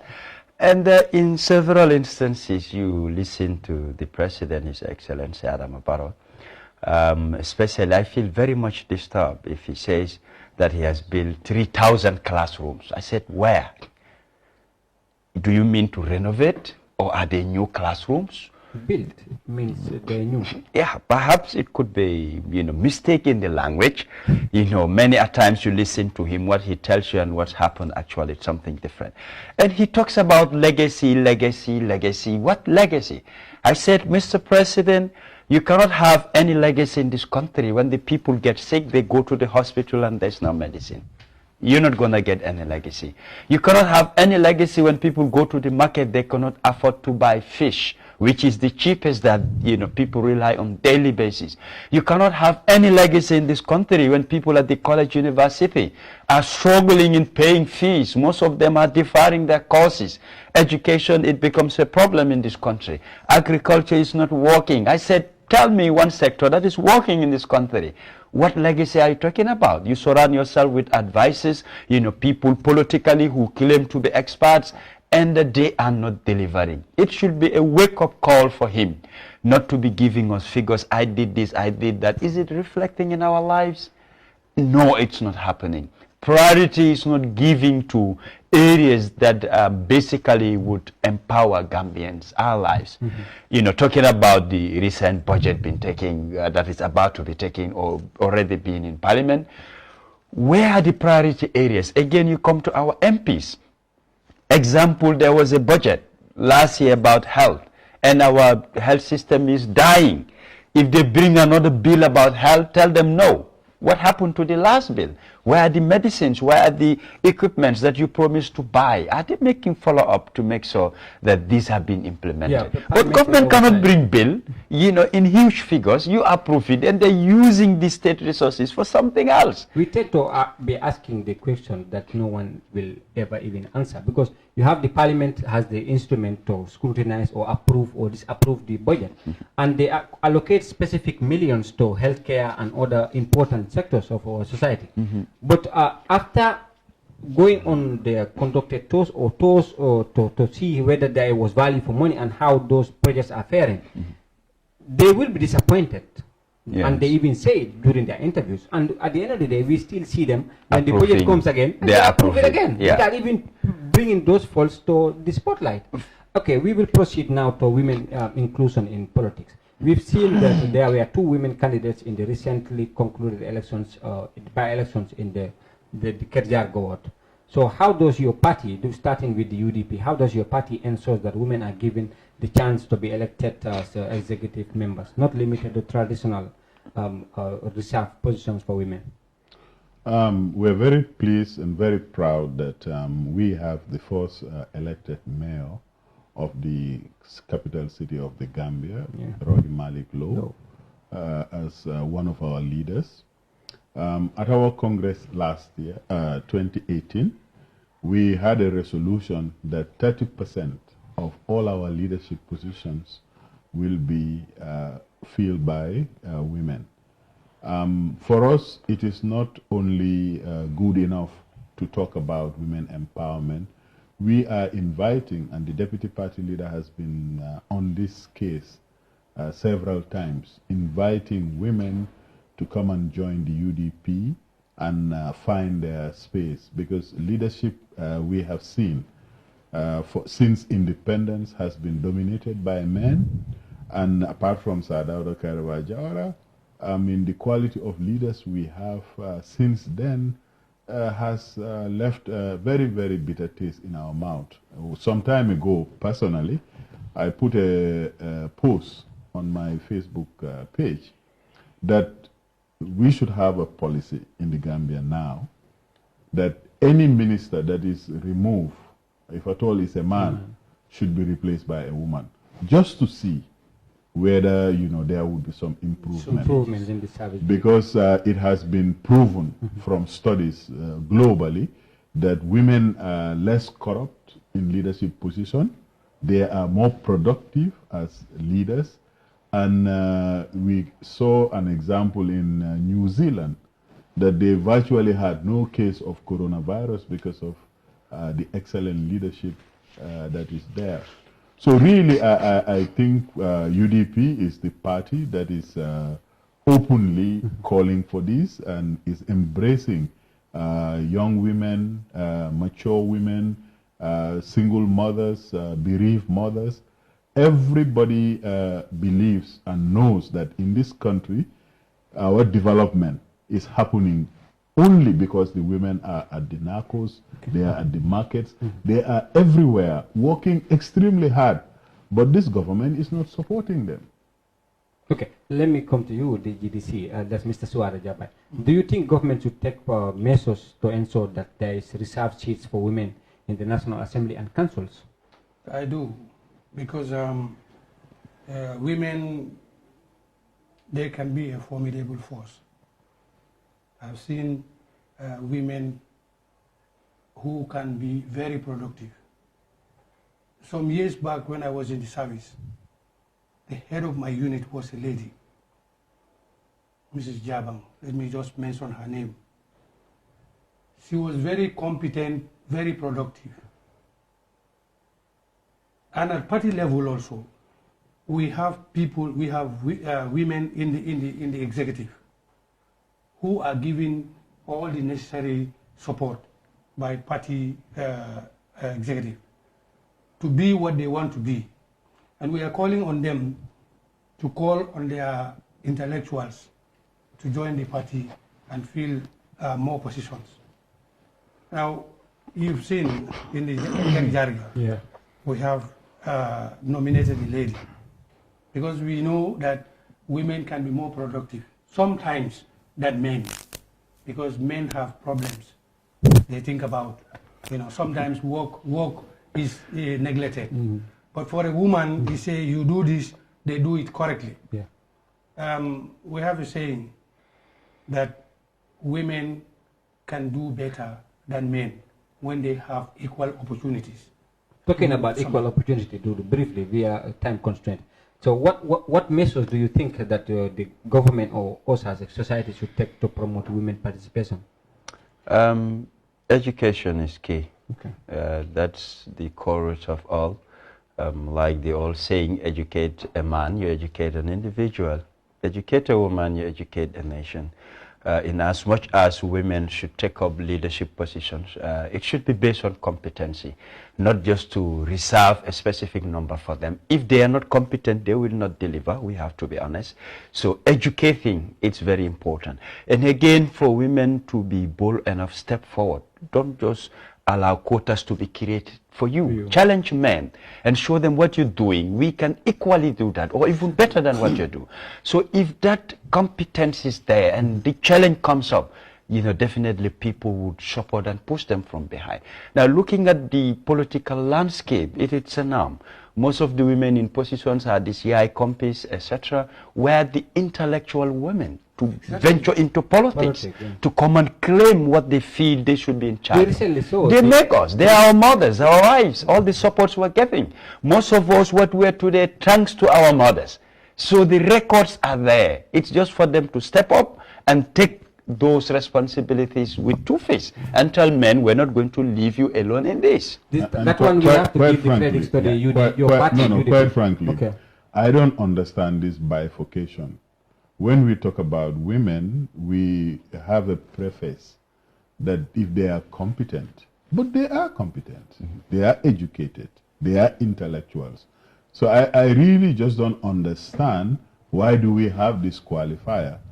If we want our society to be equal, we have to have the humility to understand that we've been doing the wrong thing as men. We have run this country down. And of course, it is ridiculous for women to be making demands or to be presenting themselves, or for men to expect that women would do that. What I'm saying is that women are doing far more in their homes, in their workplace, in the life of their children, and they are doing it extremely well. So really, it's not a political sloganeering for us. We believe that because, you know, when our party leader and the executive was in prison, it was the deputy party leader who chose, with the rest of the executive, all the deputies who were there, she chose to take herself out. But she was the rightful heir to the position of flag bearer. Flag bearer, yeah. I mean, all the time, they put everybody else force before themselves.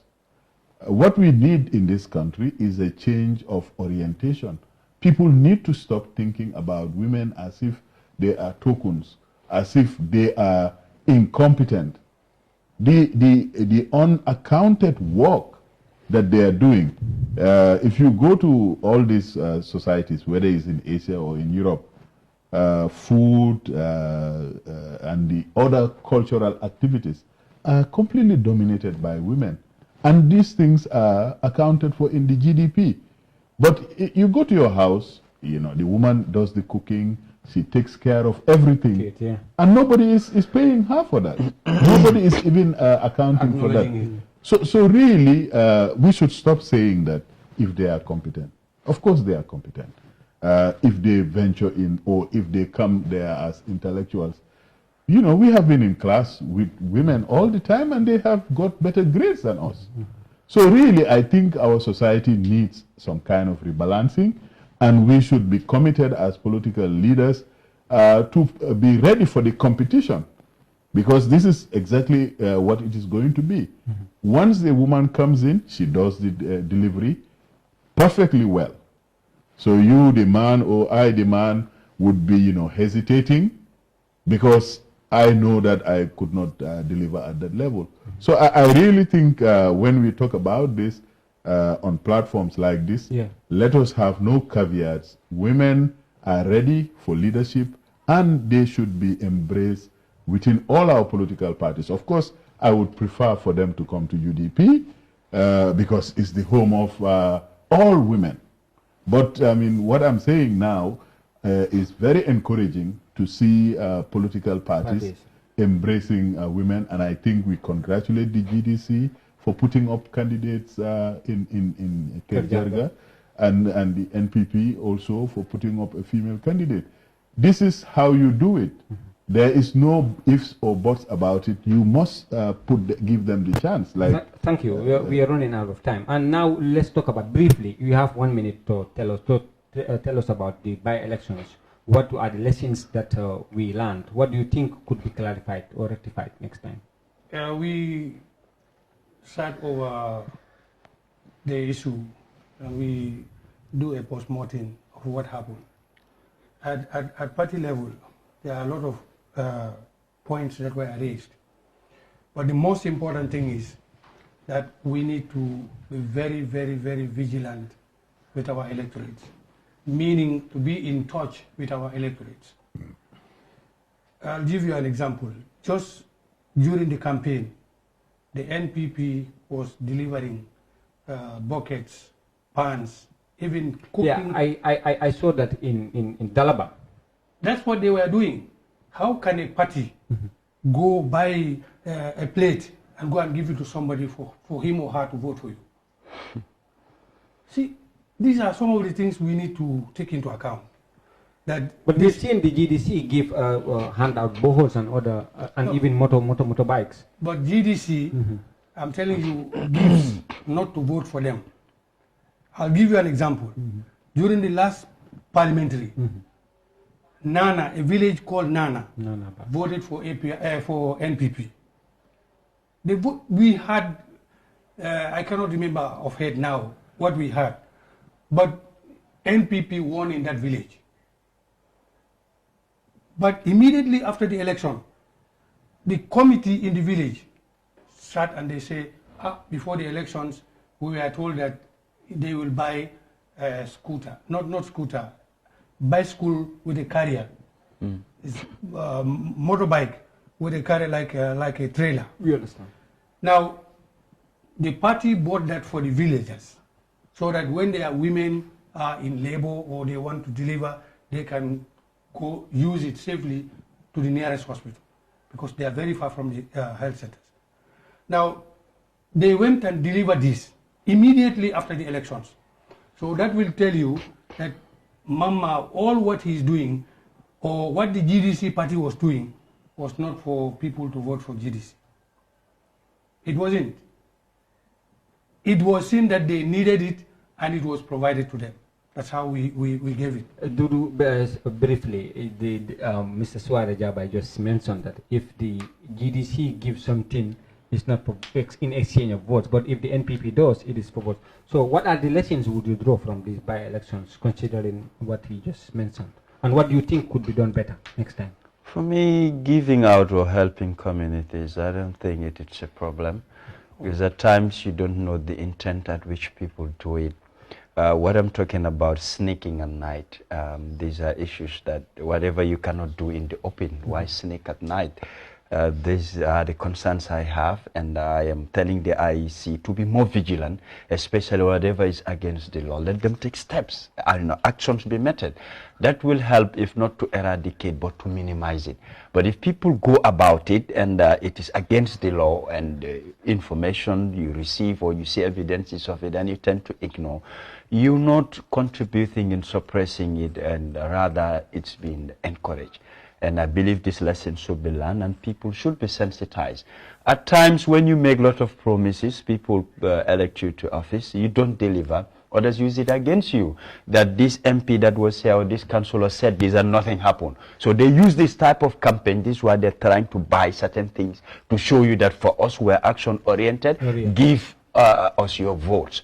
This you cannot rule out for people to give gifts or to buy or help with projects, etc. I don't think there's any law that will prevent that. So, Mr. Taal, you're the spokesperson for the UDP. We all have seen, especially in the Gambia, that people are so responsive to politics of instant solutions. So do you think this should be changed, or this should be restricted from? Politics of instant solutions, I think if we are going to stretch the definition, I think that is what we should all be aiming for. But the politics that we need in the Gambia is not only instant solution, but sustainable solutions. And the old politics of throwing money around, using state machinery to buy votes, to intimidate voters, and to make false promises, I don't think that is politics of instant solutions.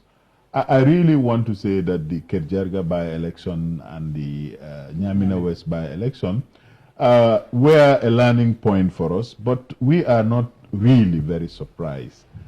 Since the party was established in 1996, we have never won in these areas.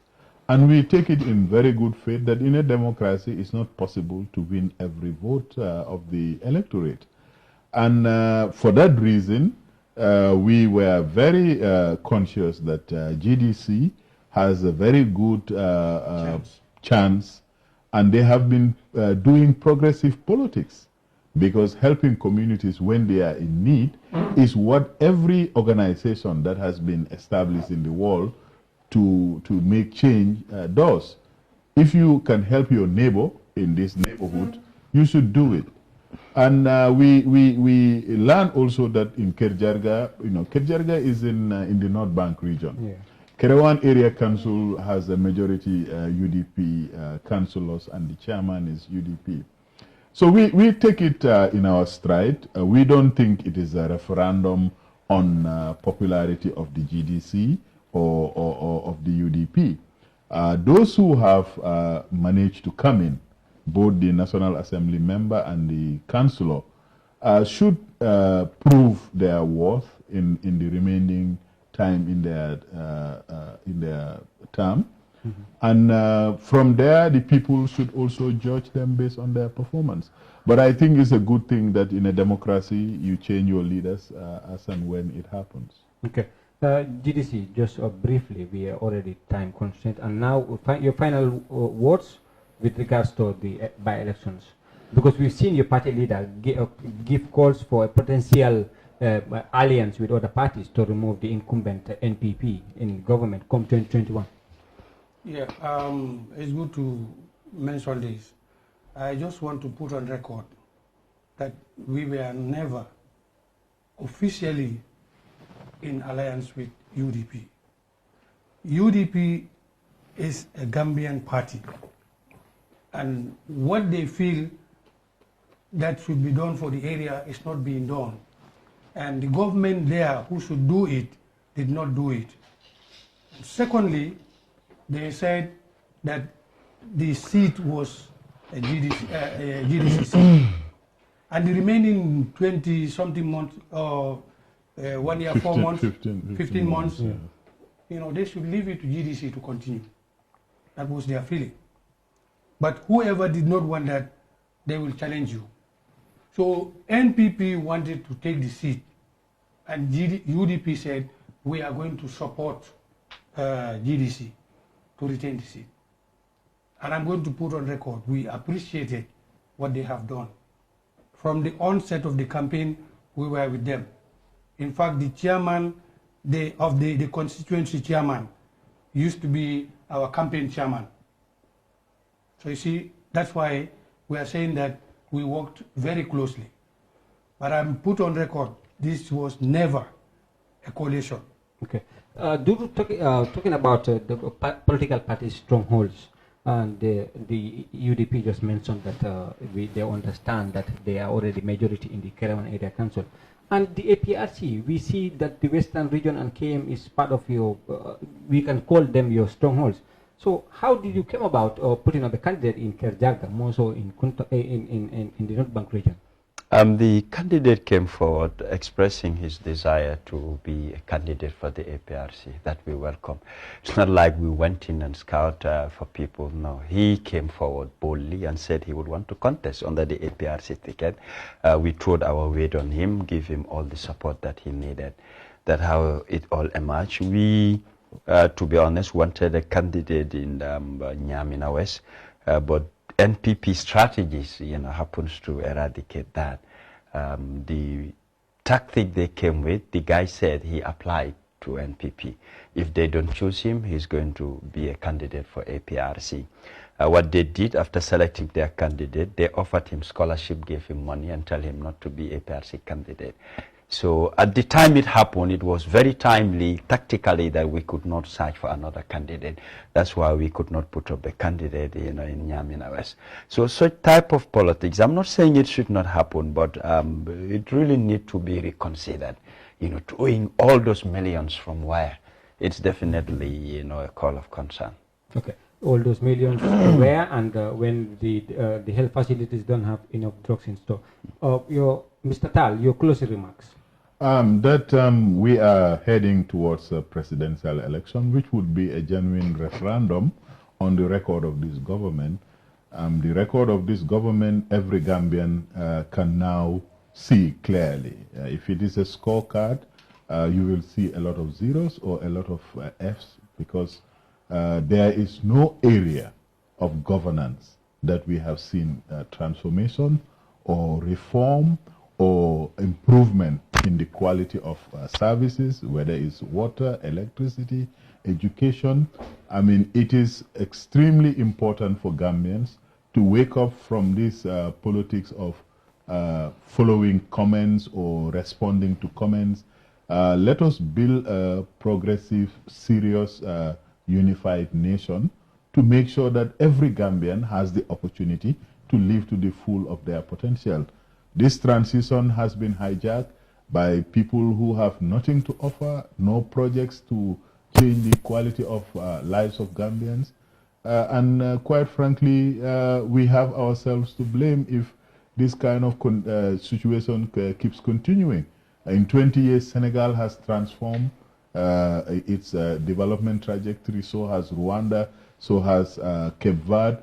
All these countries, because they have serious political leadership that is working in a united fashion to change the conditions of their people. But look at our people. A committed government. Mr. Suwareh Jabai, your closing remarks. What I'm saying is Gambia belongs to all of us.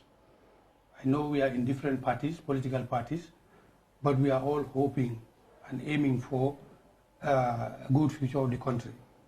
So I don't recommend parties to go at loggerhead fighting, because it doesn't make sense. I want Gambia to go forward, you want Gambia to go forward. Let's put our hands together and move it forward. Decent politics is what we need in this country. Politics of deception should be eliminated from all angles.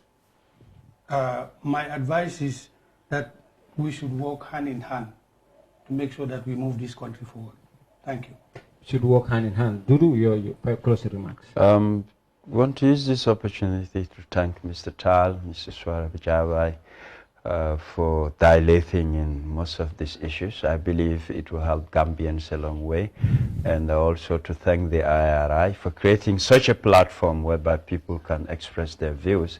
And of course to Kerr Fatou for the tremendous work they're doing in every angle, trying to educate and sensitize Gambians.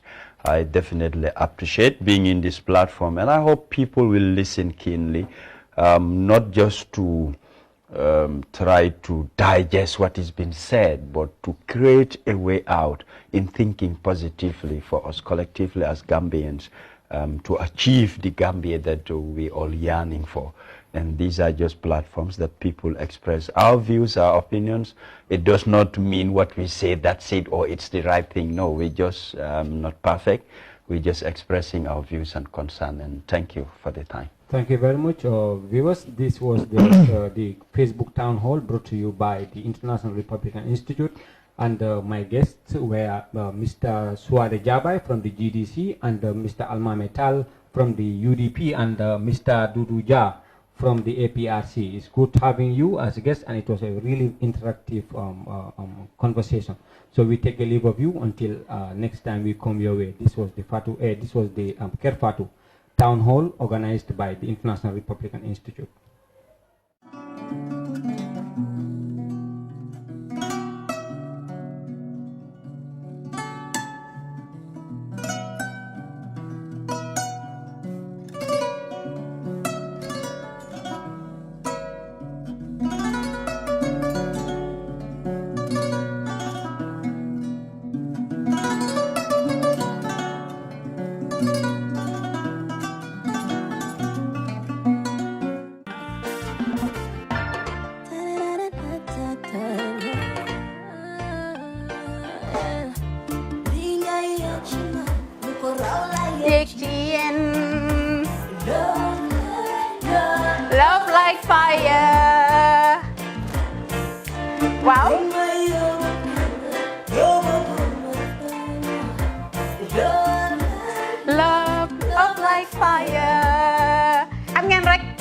bi xam ngeen fan la skincare la 2020 lañ wax de waaw fii nag mooy Kerr fan Kerr zero tache perfect skincare saa su ne rek niñ ko dee defee rek loo lañ soxlaati rek maanaam bu ngeen am problème ci seen skin yéen xam ngeen fan la fii ngeen di ñëw suma xarit yeeg am di jàmm yi nga xam ne taas daf lañ sonaloon xam nga doon xeesal ba la ka xum éneew ma lañ ko nag waaye just in case comme ni ko gars yi defee rek en cas just in case loolu xew xam ngeen fi ngeen di ñëw skincare plus si yu baax rek la ñoo dox nag ay baax rek fu ne la ñoo dem ci réew mi di lañ indi rek nag products yu baax du Paris du Italie du USA du fi mu nekk nii sax boole nañ ci nag Sweden fu nekk lañ leen a indi les products bu dee tamit nag da nga ñuul rek ñu lay jamaa natural beauty that melanin dripping we do have stuff for you as well emuñ si skincare products rek ñu ngi ci cuub yi tamit fu ne la ñoo jaar in fact sax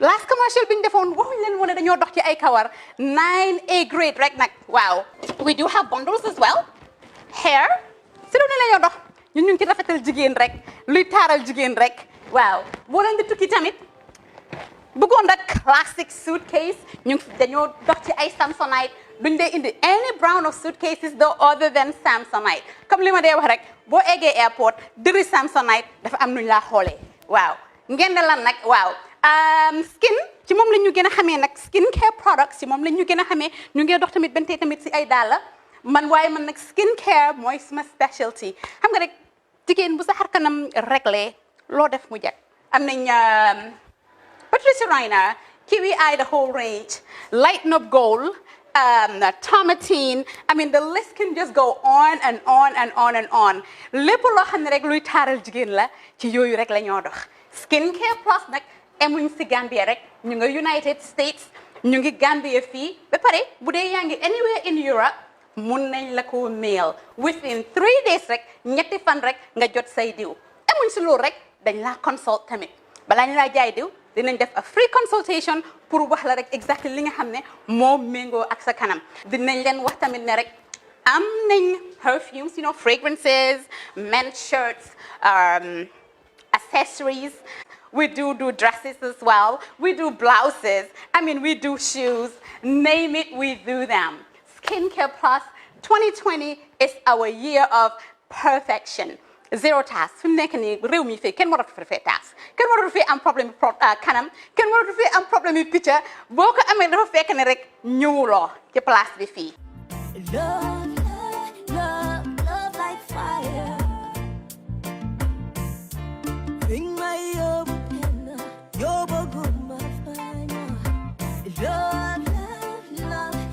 like fire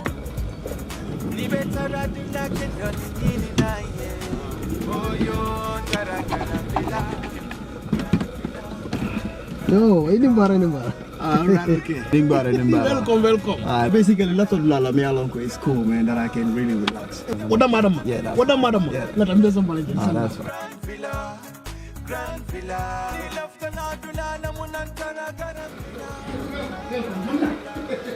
Grand Villa. That's fine. Slowly. Yes. No. Yeah, actually, a lot of people are basically me alone because they relax. So it's basically that I can use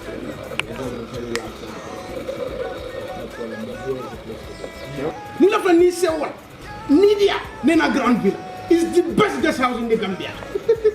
Beji and the Grand Villa Guest House. Na labungol bebe senyaring adu na bungol bebe nyarandiring coming ibela fila ila suwe taranyame until Grand Villa na kiliano la lafino wale mukangoti intel kang na ye sabati Grand Villa yela kodo na fa kalamuta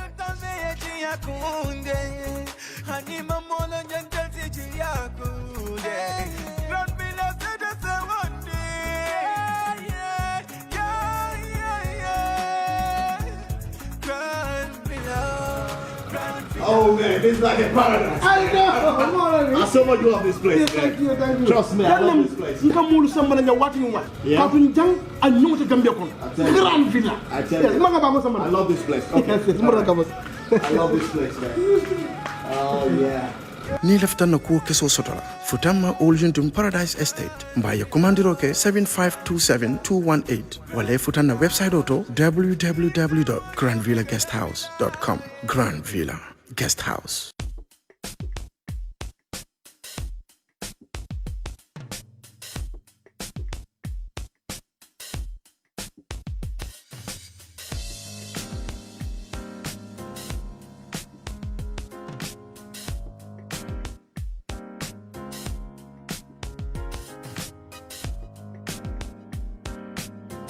Miss B Designer Outlet is the #1 quality and affordable stop shop for all your needs.